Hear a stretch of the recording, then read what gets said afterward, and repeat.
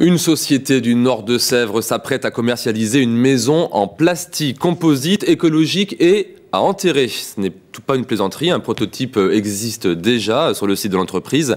Cible commerciale visée, les particuliers mais aussi l'habitat de loisirs. Tanguy Squazier, Guillaume Fautra. À première vue, c'est un cylindre en plastique de grand format. De plus près, c'est bien une maison aux lignes futuristes, telles que pouvaient la rêver jusqu'alors les seuls amateurs d'univers fantastique. Avec l'aide d'une société des Deux-Sèvres, un architecte parisien a usé de sa science pour faire sortir l'habitation de la fiction.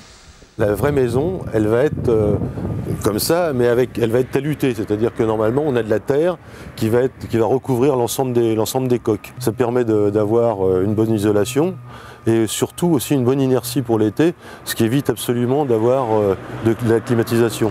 Écologique, la maison l'est aussi d'autres manières, du fait du peu de matériaux utilisés pour sa fabrication et par ailleurs par son intégration au paysage. On peut l'imaginer couverte de pelouse, de sable ou de buissons, qui sait. Quant à l'intérieur où le nombre de pièces est à l'envi, chacun s'y voit comme il l'entend. Et on a un espace formidable. Voilà. C'est spacieux, on se sent et quelle clarté, comme je vous avais dit. Il y a déjà de nombreuses demandes de particuliers, parce que c'est une maison qui correspond tout à fait aux attentes des particuliers, d'autant qu'elle est économique, ce qui est intéressant actuellement, et d'autre part par des grands promoteurs, notamment des promoteurs pour les étudiants, pour les vacances, des promoteurs pour le loisir. Depuis les années 60, Polyplast fabrique des silos pour l'agriculture et des pièces industrielles variées, mais des maisons, ils n'avaient pas encore osé y penser.